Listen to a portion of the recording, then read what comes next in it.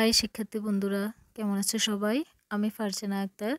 আজ তোমাদের প্রথম শ্রেণীর আমার বাংলা বই পাঠ 25 এই পর্বটি আজকে আলোচনা হবে। তো চলো শুরু করা যাক। পাঠ 25 শুনি ও বলি। দেখো, এটা একটা কবিতা। আমরা আজকে কবিতাটা শিখব। কবিতাটার নাম হচ্ছে ট্রেন। এই ট্রেন কবিতাটার কবির নাম শামসুর রহমান। তো কবিতার নাম হচ্ছে কি ট্রেন, আর কবির নাম হচ্ছে শামসুর রহমান। যোগাযোগ ট্রেন চলেছে রাত দুপুরে, ওই ট্রেন চলেছে ট্রেনের বাড়ি কই, একটু জিরোই ফের ছুটে যায়, মাঠ পেরুলেই বন, পোলের উপর বাজনা বাজে জনজনা জনজন। কবিতাটা অনেক সুন্দর। এই কবিতাটাতে বোঝানো হচ্ছে যে ট্রেন যোগাযোগ শব্দ করে চলছে রাত দুপুরে, ওই অর্থাৎ গভীর রাতে। তো বলতেছে ট্রেন চলেছে ট্রেনের বাড়ি কই, ট্রেন কোথায় গিয়ে থামবে, ট্রেনের বাড়ি কোথায়। একটু জিরোয় ফের ছুটে যায়, অর্থাৎ একটু থামে তারপর আবার ছুটে চলে, আবার চলতে থাকে।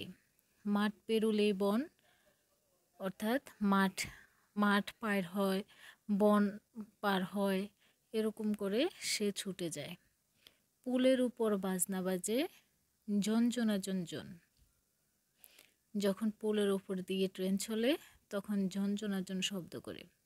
তারপর এখানে দেখো ব্র্যাকেটে লেখা আছে ছোট করে অংশ বিশেষ, তার মানে কবিতাটা আরো বড়। এখানে অল্প পরিসরে তোমাদেরকে দেওয়া হয়েছে তোমাদের বইয়ে ছোট করে। এই কবিতাটা আরো আছে, বাকিটা এখানে দেওয়া হয় নাই। তো দেখো এখানে মুখে মুখে উত্তর বলি। এখানে দুইটা প্রশ্ন দিয়ে দেওয়া আছে। তোমরা যে কবিতাটা পড়লে শিখলে কি বুঝলে সেই সম্পর্কে দুইটা প্রশ্ন এখানে আছে। প্রথম প্রশ্নটা হচ্ছে ট্রেন কেমন শব্দ করে চলে। আমি একটু আগেও বলেছি ট্রেন কেমন শব্দ করে চলছে, যোগাযোগ ট্রেন চলেছে। এই যে যোগাযোগ শব্দ করে ট্রেন চলে, তাহলে আমরা এখানে উত্তর পেয়ে গেলাম। তারপর 2 নম্বর উত্তরটা হচ্ছে মাঠ পেরুলেই কি, মাঠ পেরুলেই, এই যে দেখো মাঠ পেরুলেই বন, মাঠ ঘাট বন জঙ্গল সব পার হয়, মাঠ পেরুলেই বন। তারপরে দেখো এসো রং করি। এখানে দেখো হালকা করে একটা গাড়ির ছবি আঁকা আছে। এই ছবিটার উপরে তোমরা পেন্সিল দিয়ে এঁকে এই ছবিটার মধ্যে কালার পেন্সিল দিয়ে রং করবে। চাকার রঙগুলো কালো দিবে, এখানে দেখো লাইট আছে, লাইটগুলো লাল দিবে, হলুদ দিবে। তারপর দেখো এখানে এটা হচ্ছে আয়না, সামনের আয়না, এগুলো আয়না। তারপর গাড়ির রংটা লাল দিতে পারো, কালো দিতে পারো, বিভিন্ন কালার দিয়ে গাড়িটাকে সাজাতে পারো। তো তোমরা তোমাদের মতো করে গাড়িটাকে সাজিয়ে নেবে সুন্দর করে।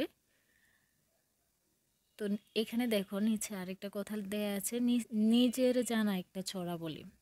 তো এখানে তো একটা কবিতা পড়লে এরকম করে তোমাদের জানা যদি কোনো ছড়া বা কবিতা জানা থাকে তাহলে তোমরা সেটা বলবে। আশা করি বুঝতে পেরেছো।